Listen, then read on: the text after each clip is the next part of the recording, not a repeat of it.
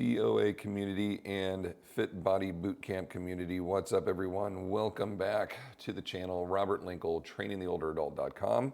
I hope you're all doing really well. We are going to dive into a new research article looking at bone density components specifically for women. And specifically for women going through menopause, post-menopause, etc. Once we look at something like this, there are three things we want to know. What research occurred? What were the findings?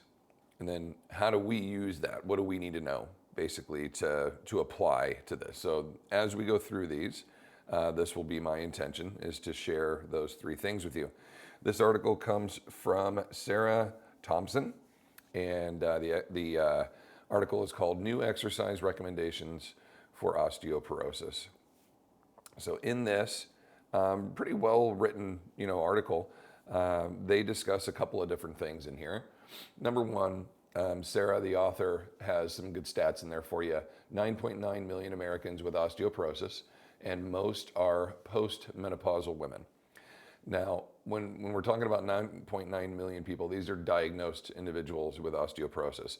I think there are a lot more people out there with osteoporosis that have not been diagnosed. So you could, I would guesstimate triple, okay? I would guess that there's 30 million people out there, because there are so many people that we will meet that have never been diagnosed with osteoporosis, and it's quite obvious when you see, fully rounded spines and their, just gravity's completely winning the battle. That is an individual who at least has osteopenia, okay, which is the onset of bone softening, all the way down to osteoporosis, where you're fully brittle boned, okay?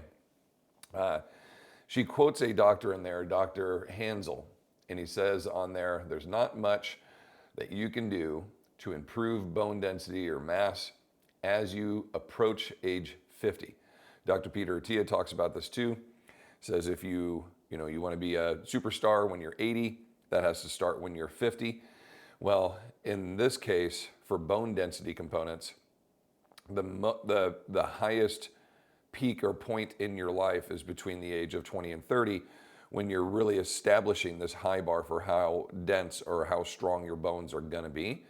And during that time, your healthy living habits, your resistance training, your proper nutrition, all that, working on your posture, improving, all those things are going to help set up the 50-year-old you that, hopefully at that point has continued those practices, has no bone density issues. So as you enter your 50s, you are now so far ahead of the curve that even if you stopped, your bones would be quite a bit stronger than the average individual who hasn't trained for the past 20 to 30 years, thus kind of setting you up for a more gradual progression of bone density.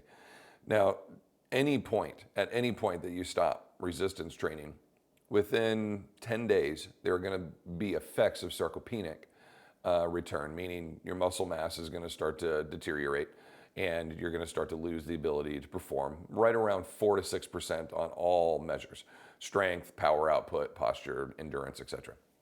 So if we have somewhere in between 4 to 6% loss after 10 days, if we're talking years, you're talking significant chunks of loss, right, in your body's ability to be strong and stable and powerful. All of that leads to fall prevention, or in this case, a higher opportunity of risk of falls. So that's a big concern for us as the bone density components change as we age. Did you do work in your 20s and 30s? If you didn't, we have a different approach that we need to take in your 40s and 50s to help you prep to be a great 60, 70, 80, 90-year-old with good, strong, or at least stronger bones, based on how we're going to train and implement this application of content, okay? In this research study, there were two groups of women, on average age 66. They did 2 training sessions per week of 30 minutes each, and they did this for 8 months, okay? 8 months. So we're looking at, 8 sessions a month by 8 months. So you're looking at 64, okay, probably sessions of resistance training that they did. There were 2 groups. The first one is the HIPRT, which stands for high intensity progressive resistance training. Okay, high intensity meaning the intention in load in this case. Our industry has different terminologies for high intensity. What they mean by this is that they're lifting heavy, okay? It doesn't mean they're lifting heavy fast. 1-to-1 tempo, I got to spike my heart rate. That's not what they're talking about in this particular article. The high intensity means how much pressure are you putting back through the floor. That's a much higher intensity than the low intensity group at home that's not putting any pressure through the floor other than body weight, okay? So a little bit different in true terms how this is how this is described, okay? So the HIPRT, not an acronym I'm used to saying, so that's why I struggle with it a little bit. The high intensity progressive resistance training group would lift weights twice a week for about 30 minutes. The other group, the low intensity home-based intervention group, they had body weight exercises only and some walking. Okay, we'll kind of dive into the specifics of that. The HIRTP group did deadlifts, squats, overhead press, and jumping chin-ups. Okay, those are the 4 exercises they listed in there, but basically, I think that's about as much as they did. I would maybe think they did some bench pressing as well and maybe some horizontal rows, but it was not specific. It really emphasized these 4 lifts as big ones with specific emphasis on the jumping chin-ups, where they would be able to jump up, get their chin over the bar, and then gradually, slowly come down and softly impact the floor, which is awesome. It's a great exercise to do. It's just hard. It's really difficult, okay? That's why a lot of people, when they go, oh man, I'm gonna start my resistance training program, I'm gonna start with my body weight. I go, yeah, I don't know about that. I think starting with body weight is probably middle of the road. That's why we have adjustable weights. So you can use lighter loads than your body weight because manipulating your body weight's really difficult, okay? We talk about this often. Think about it. How many push-ups can you do if you've never trained before, right? How many chin-ups can you do? None. How many pull-ups can you do? None. Can you do a handstand? No. Can you do push-ups on your hands? No. Can you walk on your hands? No. Can you bear crawl around? Probably really difficult for you. It's going to gas you, right? So just holding a plank or a push-up position can be really difficult. Like moving your body weight, inverted rows, everything else, it's really difficult, okay? We're heavy. So if I grab a pair of like 10-pound dumbbells, that's totally manageable because I'm used to moving 250 pounds, right? Or I'm going to be challenged with my body weight of 250 pounds. But if I just grab a pair of 10s, well, that's just 20 pounds now. That's much easier for me to get reps and build my strength from there, okay? So to ask individuals who, again, I'm making an assumption they were deconditioned before this. It didn't say in the article if they were deconditioned before or not, but I'm assuming they were. To take these individuals and put them into a program where they're doing 5 sets of 5 at 80 to 85% of their 1 rep max. Number one, that means they had to find their 1 rep maximum, which I am not a fan of. I am not a fan of doing that with aging populations. I'm going to say anybody over the age of 50 that has not been trained to do so. So even if you come in and do a 2 to 4 week, let's say you do a really good job, a 2 to 4 week adaptation phase, where you're going to introduce these 4 lifts. Let's say that's it, just these 4 lifts. And over 4 weeks, you build them up, build them up, build them up, and they go, okay, let's find everybody's 1 rep max. The risk of injury right there is so high, okay? It's really, really high because the body's still, even after 4 weeks of introduction, it's not used to working at that maximum ability. Now, we'll see individuals that have never done deadlifts until the last 2 to 4 weeks. And could they pick up 150 pounds? Yeah, absolutely. Okay, they totally can. But is it going to break something in their back or damage their spine or like do something to them that's going to hurt them? It definitely could. And we are strong and very capable, and our bodies will just fold under these loads if we try to really push a max. So part of me thinks, did they really find their 1 rep max, or did they just find a weight that was like, okay, that was pretty damn hard? Or did they project it? We're going to do 10 reps. And let's say you do 100 pounds times 10 reps. That means you've got a 160 pound 1 rep or something like that. We have little calculators that can say for every additional rep you can do at this weight, it's an extra 5 pounds. So if you did 1 rep at 100, it would be 100. If you did 2 reps at 100, it'd be 105. If you did 3 reps at 100, it'd be 110. That kind of thing, right? And you can project out and go, okay, if you did 10 of them with that, that's a 150 or whatever it would be, right? And then you could base that percentage off of that number. I mean, even doing that, you're still going to push to a 10 rep max. You're still going to push people to the point where they're going 9 and 10. Like, you're really taxing tendons and ligaments, etc. So do I think that's a good idea to do? I don't. I'm glad they did it for this because it gives us some really good information. But keep in mind, 5 sets of 5, 4 exercises. I mean, we're going to be done in 20 minutes. You know what I mean? Like, there's not a ton of work to be done here. But wait till you see the results of how this whole thing came about, okay? All right, the low intensity group, they started with a 10-minute walk. They did 4 stretches. Didn't say what the stretches were, but they did 4 stretches. I'm assuming kind of either dynamic mobility or probably some static stretches, old school.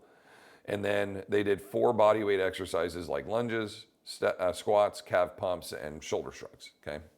So basically no weights, just using their body weight. So the reason this study was done in the first place was to look at, right now, current trends. If you go out and you survey 1,000 people, hey, is it safe for older people, especially older women, because this is what we're targeting, is it safe for them to lift heavy weights? I bet you 7 out of every 10 people will say, no, it's not safe. That's dangerous. They'll get hurt. And then 1 will say, it's maybe, maybe, and then the other 2 will go, no, they should be lifting weights. I would say 5 to 10 years ago, they would all said, no, this is dangerous. So we're making improvements. Like, there's more and more knowledge and more people are speaking up and talking about how important resistance training is as we age, which is awesome, right? But we're not there yet. We're not there to the point where it's like everybody says, yes, you should be lifting weights. We're not there yet. We got a lot of work to do on that end still. But that's where you see, Peter Attia, Huberman, Lane Norton, Andy Galpin, you see a lot of people out there, Brad Trump, you see a lot of really great researchers and people putting out information to say, lift, okay?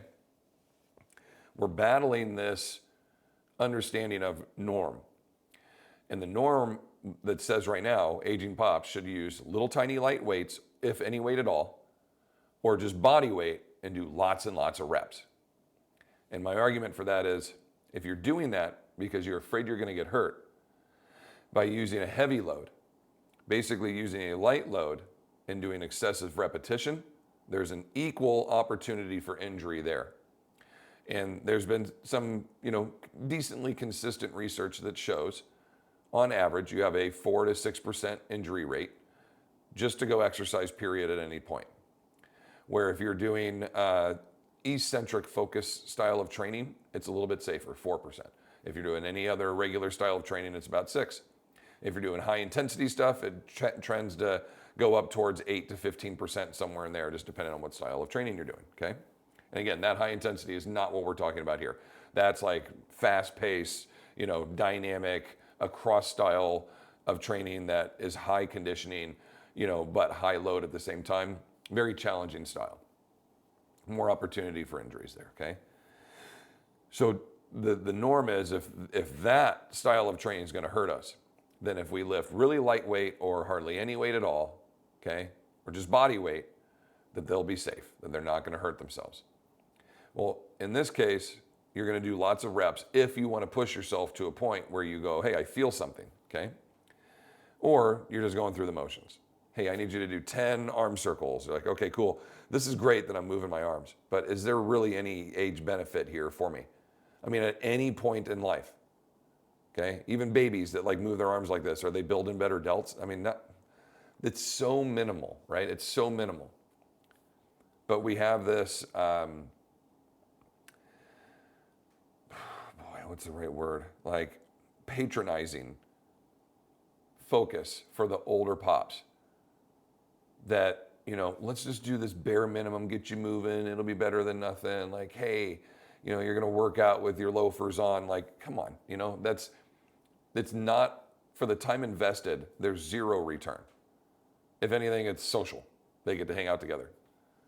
Okay, but the work being done, playing patty cake with balloons and, if you get a little bit of band work here and there, it's so, I've been in these facilities, I've seen, gyms, and I've seen home facilities, community living facilities, and they do group workouts. It's pathetic, okay?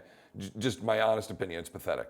You're doing no service to these folks by having them just move their arms in circles and play with balloons. And again, there's probably a great cognitive and social engagement, but what are we here to do? We're here to try to get physically better. I don't think you're doing that in that environment at that moment, not for this population.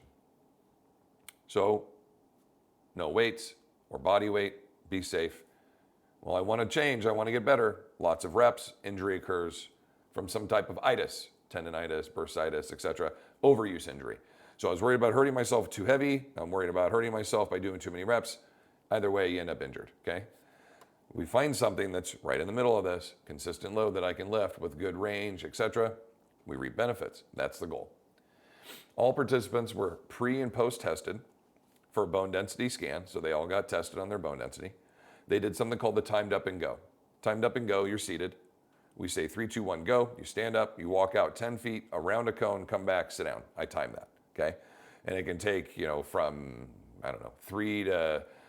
2 to 10 seconds. And if you're over a certain, if it takes more than 5 or 6 seconds or something like that, you're a fall risk. If it takes more than 8 seconds, you're a massive fall risk. Something like that. I haven't looked at the numbers. We don't perform that assessment in-house. We have our own version of it where we kind of marry a couple of things together. But that is an official assessment, okay? Functional reach test, kind of like a sit and reach type of thing, but healthier for your back and your hamstrings. Vertical jump, that's, I don't know, I would love to see how they did that. Are they doing like a Vertimax where they jump and smack it? Or are they, measuring hang time with a force plate on? I don't know what they're doing. So that's a risky one for me, vertical jump. And I don't really know what the value of that would be. I don't know. I guess you could say you need a ground reaction power production. I think throwing things is actually a better way to do that. It's much safer, but there's technique in how you throw it, right? If I'm better technically than my partner or whatnot, I might outperform them even though they have more power than I do. So vertical jumping, almost everybody knows how to do that. Okay, 5 sit-to-stands for time. Sit down, stand up 5 times, we time that. And then the back extensor, I don't know how they did their strength on this either, but kind of envisioning like a hyperextension or a Roman chair. And then as they back extend up, there's either something they're pushing against or they see how many they could do, in a certain period of time. Something along those lines. So they tested everybody on those. And then they trained for 8 months and they came back to pre-test or post-test. So what they found was the resistance training group increased height and femoral neck bone mineral density. So the bone mineral density of the femoral neck, this is the part that at the top of the femur, top of your femur, and then there's a little neck part that goes here, and then there's the ball that goes into the socket. So that part in particular is super vulnerable to breaking when you fall down. If you fall down onto your butt or your side anywhere, that's usually the part that snaps, okay? Again, I don't know percentages of how often, but highly broken when there's a hip fracture is the femoral neck. And it typically ends up with a couple of screws being put in there, one through the neck and one through the top of the femur to kind of hold everything together, or they do a hip replacement, depending on how bad the break is, okay? So as we kind of continue to see people aging and falling, those fractures get more severe, and then the return for somebody to get back to where they were originally is less and less with literally every passing year. So falls as we get older become a death sentence. And I don't mean that, in hyperbole, like that's factual. The older we get, the more weak our bones are, and then we experience one of these falls. It goes from I'm injured to I'm catastrophically injured to I am, fatally injured. And I don't necessarily mean like in that moment I died from my hip fall, but they're so broken now, like just the desire to live and their ability to go. They can't walk, they can't do anything now. They're just stuck in bed, and usually, it's 6 to 8 weeks, something like that. And then they're done. Lumbar spine bone mineral density increased. There was improvement in functional performance based on all the assessments that we just talked about.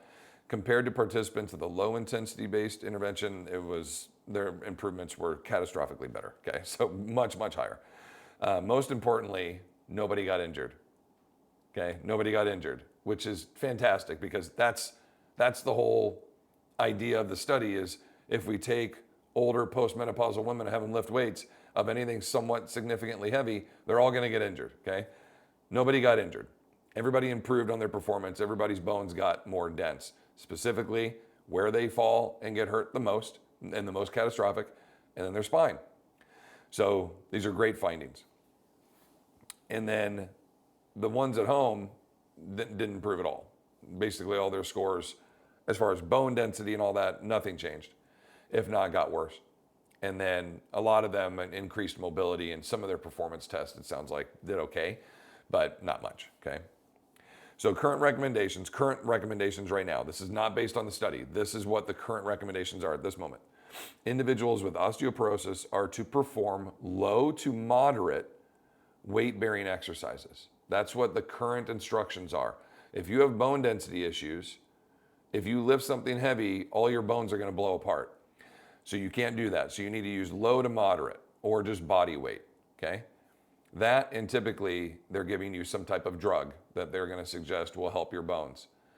And based on the research that I've read, about half the time that stuff works and half the time it doesn't, and it makes things worse. I will not say any of the names of those drugs, but there's like 3 that are pretty significant and primary on the market, and none of them have great success rates. So I really encourage everybody, if your doctor is telling you to get on, or if your doctor is telling our clients to get on bone medication, then bone density medication, I would have them read the fine prints and read some of the research on how that stuff's actually working, okay? Even though there is widespread knowledge that high impact loading is required for bone formation, meaning every other study we have out there shows that if you don't lift anything really heavy, the bones won't respond. But if you do lift things heavy, the bones will respond. So if we take a group that has soft bones and pre-sarcopenic or currently sarcopenic, and we say, well, we need those people to increase bone density, what does all the research say they should be lifting? Well, yeah, but they're old, so everything's just gonna snap, so we can't prescribe that. So what are the other options? There aren't any other options, okay? You literally need to look at this and go, problem, solution. There's no in between, because old or young, anybody across the board, anyone from baby, I'm a little jokey here, okay, but from preteen all the way to 110, if you have bone density issues, the prescription should be you need to start resistance training and healthy eating, sleep, blah, blah, blah, blah, blah, everything else that goes with this, okay? But that's the first part of this. You've got to be able to put stress through your bone to make it better, period. There's no other way to do it, okay? There's no other way to do it. Unless we start putting rods through every bone in the body and just reinforce it with titanium or steel, there's no other option. These statements are made due to the risk of falling or injury while performing high impact loading. So those statements, low to moderate impact, those are made because we're worried they're going to get hurt. We're worried they're going to blow apart everything we just talked about. This study, in its official findings, found that resistance training with high impact loading, remember what I talked about high impact, like how much ground reaction are we talking about here, okay? How much pressure through the floor, because the amount of load, is effective to increase bone density, bone mass, and strength without increasing the risk of falling. This novel exercise program could significantly decrease incidence of fracture in this population. Bottom line, ladies, you should be lifting heavy things, okay? You should be lifting heavy things. Here's what I would say in terms of, let's make an argument. If there's 100, there is no if, there's 168 hours in a week. They did 2 half-hour sessions. So that's 1 hour. So you have 167 hours to do the rest of your life. We're talking about 2 half hours these ladies did 2.5 hours spread out through their week, Monday, Thursday, something like that. And they did 4 lifts. And they did 5 sets of 5 on each one with a moderate to heavy load. If they were somewhere around 80 to 85% of a true 1 rep max, that's a heavy load. It's not an extremely heavy load. It's not a moderate load. It's not a light moderate load. It's high moderate to high load. You got to challenge yourself.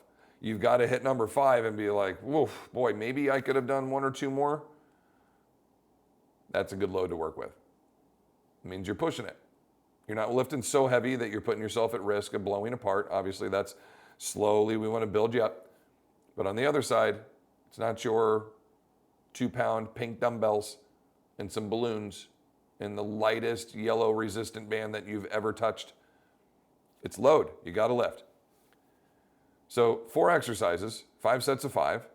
That's going to take you 20 to 30 minutes if you're like really putting in good effort and you need to recover in between. My point is very little time invested. An hour. Very little time invested for such a great return. Now imagine if you worked out 3, 4, 5, 7 days a week. I don't mean lifting weights every day. I just mean for 30 to 45 minutes. If you lifted weights on Monday, if you went for a ruck on Tuesday, that's a walk, but with a weight vest or a backpack on. On Wednesday, you went and played golf. On Thursday, you lifted weights again. On Friday, you did another ruck. On Saturday, you went for a bike ride. And on Sunday, you worked in the garden and straightened up and cleaned and cut the grass and whatever else.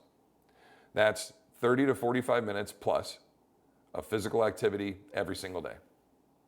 2 days of lifting, 2 days of loaded walking, 2 days of cardiovascular health, and a day of mobility and functional strength training, moving the garden and pulling weeds and wheelbarrow this and mower that and working the hoe and the trimming the this, right? If you did that, you'd live a long, healthy, happy life physically, as far as we're compared, right? Physically, you'd have great, great chances to just age gracefully and wonderfully. So what do we take from this? We know what the research says. We know what they suggest to do. What do we take from this now? Us coaches, our job with a lot of our clients when they come in here is to break the stigma. The stigma is if I lift something heavy, I'm going to get hurt. Okay, we've hammered that home. So how do we break that? We have to be armed with information that we can make a really good argument or informed moment to our clients to let them go, that makes sense. So now we've done that. We've given you this article, this research article that says, here's this group of ladies, nobody got hurt. Everything that we wanted them to increase or improve got better, and it was a really minimal time investment. Now, most of us are going to be doing 2 to 3 workouts a week with our clients, anywhere from 30 to 60 minutes. So we're going to check these boxes. Plus, we're going to check boxes. Plus, we're going to get mobility work. We're going to get hand-eye coordination. We're going to get strength and conditioning. We're going to get high intensity. We're going to get power. We're going to check all the boxes. This was just strength, pretty much. Strength stability, okay? Even the sit to stands and all the other stuff, that was just the beginning and the end. It's not like they were practicing those all the way through 8 months. They were just lifting, period. So they were doing strength, stability. I'll give you that. That's it. So for a very minimal investment, we got this massive return. Imagine if you're in a good program that's addressing that, plus all the other things we want you to do. If this small time invested effort could produce such great results, imagine the results now. And then if you're eating really well, if you're hydrating, if you're sleeping well, and then you're having cognitive stimulus and engagement and social, right? Keeping that good mental side of your life. Mental is just as important in the physical, if not more. All of that together needs to be addressed. And if you're doing any kind of semi-private training, small group, large group, etc., we're achieving all of that. I would argue and discuss the social engagement is probably just as important as the physical as we get older, okay? Our circle starts to get smaller as we get older, and our opportunities to have more social and cognitive stimulus opportunities get less and less. So if I can be in a room with my peers lifting weights, challenging my body, and stimulating my mind, my brain. And all of this is being done under good dopamine, experiences and energies and rah-rah and hey, we're having a great time. These are all really positive experiences that are going to set us up as a 50, 60-year-old to be an awesome 70, 80-year-old. And if you keep doing that as you age, and again, the exercise programs will need to modify a little bit as we age, but that's okay. In most cases, I would suggest that the programs just get a little simpler, just like something like this. Hey, let's do deadlifts, let's do squats, let's overhead press, let's do some rows, let's carry some things back and forth. All boxes checked. It doesn't have to be fancy. It can be as simple as doing the 8 selectorized machines that are at your gym. Just do them hard. Get somewhere between 5 and 8 reps. This one, the 5x5, that's kind of old school. It's the classic, I want to get stronger. 5x5 has been one of the most classic styles of programming and training that our industry's ever had. Classic 5x5, they call that. So if you just did anywhere between like 5 and 8 reps on every machine, 2-3 times around the loop, 3 days a week, you're gonna kick ass. You're gonna do great. But imagine you were in a program where we're out on the floor and we're simulating movements that replicate real life. You're gonna do even better. So coaches, trainers, we are now armed with information that you can sit down, have the discussion with your client and go, I understand your concerns. I understand you're worried about getting hurt. Let me tell you about this study where 40 plus women, all age 66 on average, did a resistance training program for 8 months. All of them, bone density increased, overall strength increased, all their performance levels increased, and none of them got hurt. And how much were they lifting? 80 to 85% of their 1 rep max. That's really heavy. Most of us don't lift that heavy when we train. So the fact that they were doing that, didn't get hurt, and got these great results, this program here, my training program for you here, is going to be personalized to you. Theirs was very general and generic, and it's going to be applicable to all the real life functions that you're doing, and we're going to be able to modify it based on any physical limitations you have.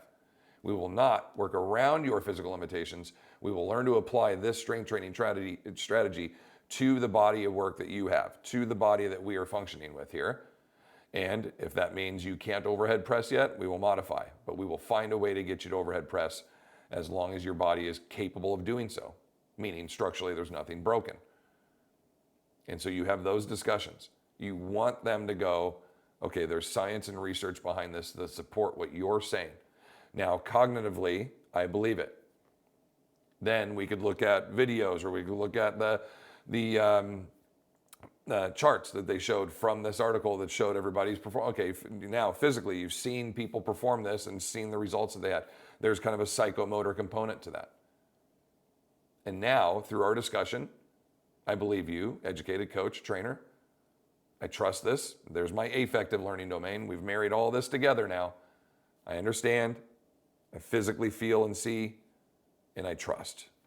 All of those 3 things come together and build a great learning opportunity for you and your clients. Be that in a one-on-one, be that in a small semi-private, be that in a large group. We're going to have success with our folks. I hope you enjoyed this today. I hope you feel armed and ready to discuss, take this information back to your people. And for everybody out there that is not a coach or a trainer and you were here to get some good information, this is very applicable to you. Please implement resistance training into your life. But I will suggest, if you don't know how to do it or you don't know how to do it safely, find a coach or a facility that will teach you how to do it right. Do some research. This is important and is only going to do good things for you long term. I wish you all the best. Love and appreciation to everybody out there. Please like the video, subscribe, help us grow our community if you could. I really appreciate that. If you want to leave a comment down below, that would be great. And until next time, as always, continue to fight your good fight against sarcopenia. Take care.